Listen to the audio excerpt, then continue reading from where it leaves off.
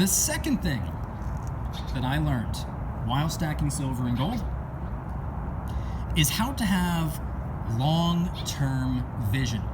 How to decipher whether or not something is worth committing to for the long term. Because let's be honest, there are a lot of things out there. There are a lot of different projects you can work on. There are a lot of different investments you can make. There are a lot of different pieces that you can pick up, coins even, or whatever the case may be, designed for the short term.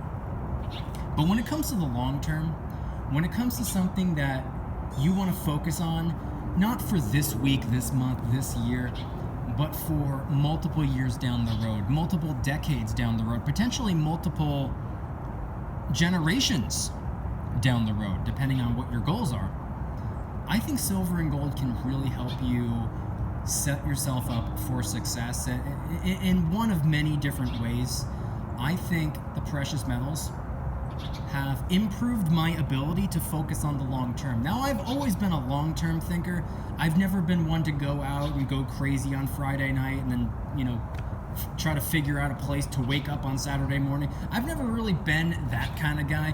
I've always been a little bit more focused on prioritizing what I need to prioritize on today so that I can set myself up for the best chance of success later down the road. But when I first started stacking silver and gold, I very quickly realized that I'm not necessarily in a rush when it comes to stacking. Now, what taught me this was my first full year of stacking. Like I said, I got started mid-December of 2017. The entire following year, 2018, that whole year that went by, silver pretty much did nothing but go down, according to spot price. Silver remained the same, but spot price was on a little bit of a decline. My first piece of silver ever I picked up when spot price was about $17 and change. The next couple of weeks had gone by. We moved into January, February. Spot price was $16.95, and then the next time I picked up silver, it was like $16.70.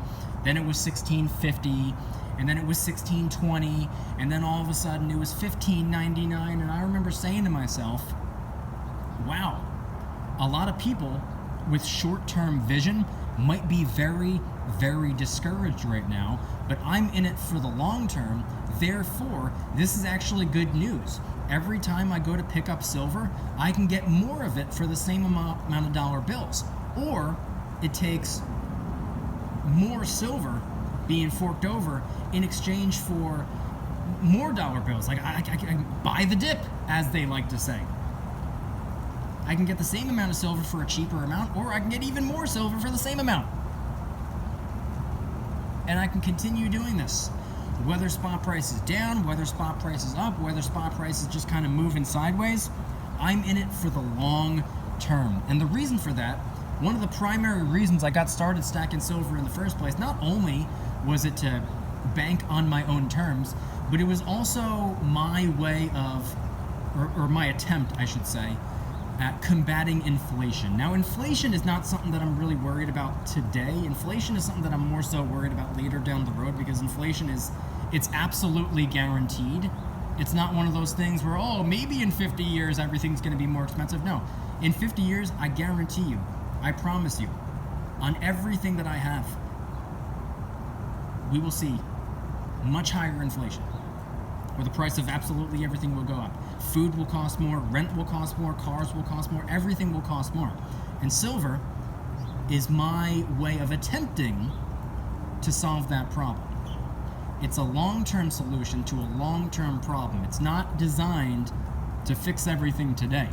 It's designed to help cushion the blow later down the road, years, decades, potentially generations down the road. So that's the second thing I learned. It was to have more of a long-term vision on not just stacking, but everything.